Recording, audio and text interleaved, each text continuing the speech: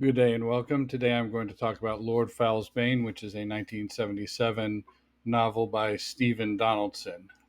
Some years ago, I was online and speaking in guild chat, and I started writing the Song of the Forestall, which is uh, one of the it's something from the Chronicles of Thomas Covenant the Unbeliever, of which Lord Fowle's Bane is the first book.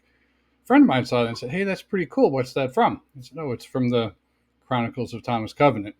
And she's like, "Oh, I remember that book. I read about 30 pages, and then the protagonist did something, and I never wanted to read another page of that book." Which, let's be honest, is a fairly common reaction to the book. I was reading through the Wikipedia entry just to kind of see what sense, how people felt about the book, and it's really divided. There are some people that think, this is a pioneering work, and there are other people that just like to uh, hate it, which is okay. Um, I'm not sure, the writing itself is not terrible, although it seems to be fashionable to shit on it as being terrible. It's really not that terrible. I read the book in my teens. It was fine. I read it. Um, there is the scene, 30 or whatever odd pages in where the main character does engage in non-consensual sex, and yep, it just pops in out of the blue, and it's not something people enjoy reading, and a lot of times people are going to get to that part and say, you know what, I don't want to read this book anymore. And yep, I get it. That makes perfect sense. The book itself is interesting because it's kind of, I, I hesitate to say this, but it's a proto cyberpunk novel in the sense that the character is an anti-hero. In the 70s, you start to see people kind of pulling away from the science fiction of the 50s, which is strong men and saving damsels and etc. etc. Very boring. And so you see John Brunner, who wrote the Shockwave Rider, which is another one of those kind of proto cyberpunk novels, which is an utter dystopian novel and pretty interesting.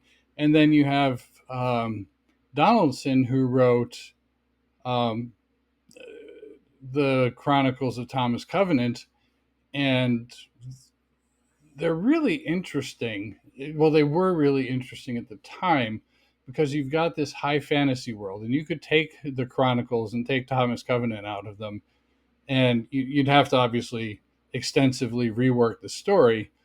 But the story of a land infused with earth power, under siege by Lord Fowl, who and there's an epic fight of good versus evil, and there all those pieces of the stories, and it'd be an acceptable high fantasy novel. But then you drop Covenant into the middle of it, and he's an absolute anti-hero. So you've got these people that are like very high fantasy type people speaking in archaic ways with deep wisdom, and then Thomas Covenant, who's like this modern person who's well, he's a leper, in the literal sense of the word, and the figurative sense of the word, and he's well, a friend of mine described him as one of the most whiny people he ever met, and that's fair. He does spend all his time complaining.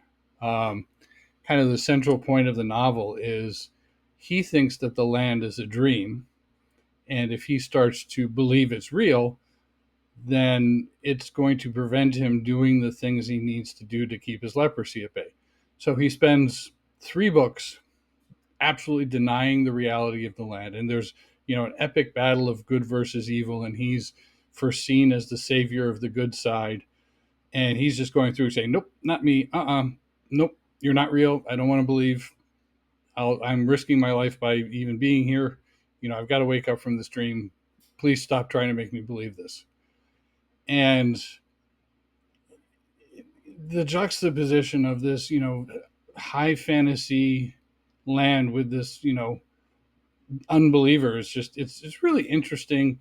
And I'm sure if you were to look, you would find other books where that's done. But to me, it always stands out as kind of the first place where someone is kind of working towards what eventually would become the cyberpunk, grimdark, all the modern genres, and they're experimenting with this anti-hero.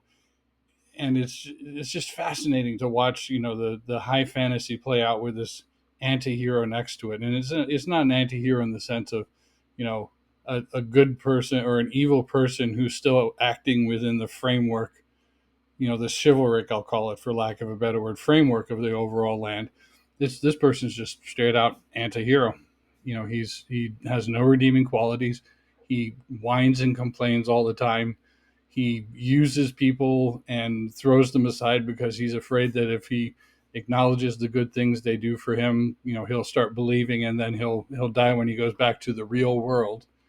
Um, so yeah, it's a bit challenging to read. The main character, the protagonist, is not a fun, pleasant person that you want to learn more about. So overall, I would say I do not recommend this book. However, if you want to read it and understand it in the historical context, well, what were the some of the predecessors of the grim dark fantasy genre and the cyberpunk science fiction genre? Chronicles of Thomas Covenant is one of those very early predecessors where they're starting to grapple with, well, how do we put anti-heroes into literature? And yes, I understand that anti-heroes have existed for a long time. But really, to me, Thomas Covenant is that kind of first anti-hero. And despite the fact that he's really unpleasant, it's an okay story to read. Not great, not terrible.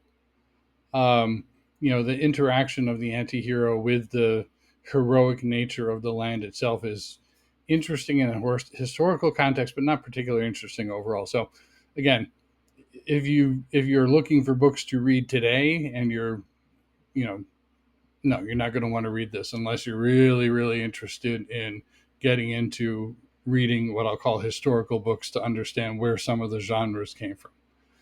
But overall, when I read it, I enjoyed it, but I also read it, in the time when it came out. And also, I actually never read the first book. I had read the second book like 3 or 4 times, and in the introduction where they summarized the previous book, they described what happens. I'm like, oh, well, that's kind of strange. I was 14, so okay, that's kind of weird. And then I would read the book, and the book was kind of fun. And then at some point, I read the first book. I'm like, oh, wow, that was shocking. I mean, I knew it was going to happen, but it was still strange. But I had already become invested in the land and the series by reading the second book. So when I hit that point in the first book that everyone reads and says, I'm done, I don't want to know about this character anymore, they're terrible.